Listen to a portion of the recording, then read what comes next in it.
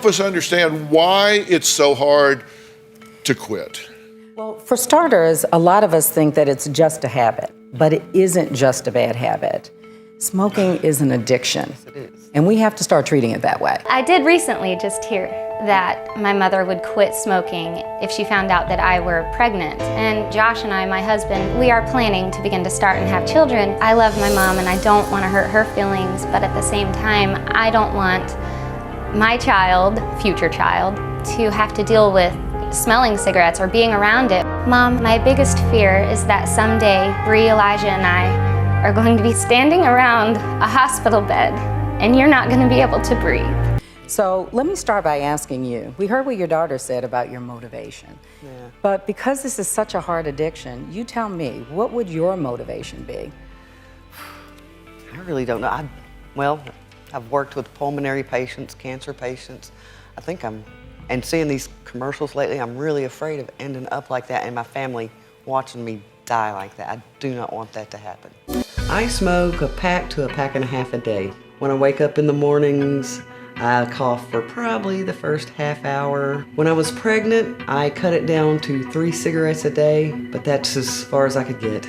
I am a nurse, and I was a nurse and a safety officer in Afghanistan. I have taken care of tracheotomy patients, and as a nurse, I know better. I do patient teaching on the hazards and risks, and then I go outside and smoke a cigarette. I have continued to smoke and starting to feel the effects of it.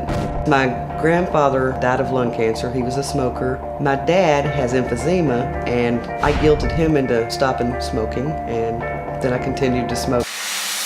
Yeah, you gotta quit, baby. Yeah. You gotta quit. They're so good. No, they're not. My children begs me to quit. Pretty much everybody that knows me wants to help me quit.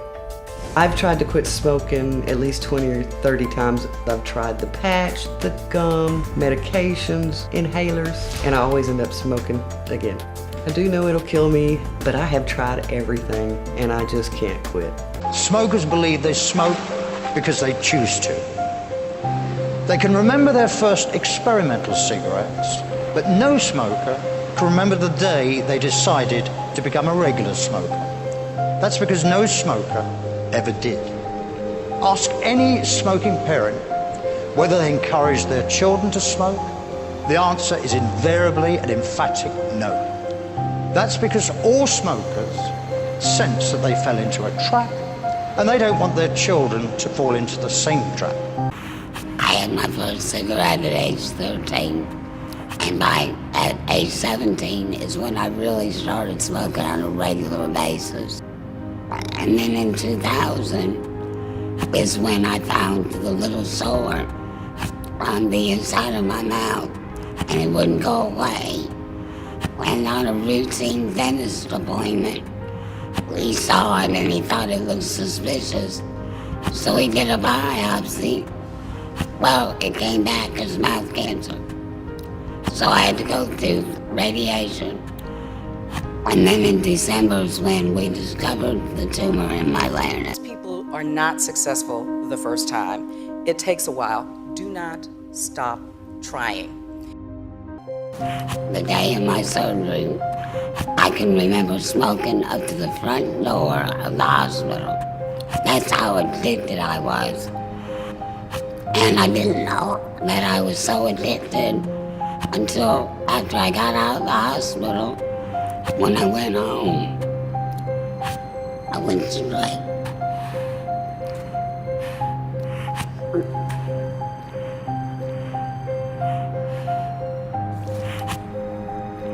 I went straight to my bedroom, picked up a cigarette, put it in my mouth, and lit it. And for the first time, I really looked at myself in a mirror. And I thought, Terry, what are you doing? You have a hole in your neck, and you're getting ready to use what did it to you. You have the will to change, you can. Nobody can help you quit smoking. They can inspire you, but you have to do it. My advice to somebody who doesn't smoke, don't ever start. My advice to those who do smoke, please quit, or at least try.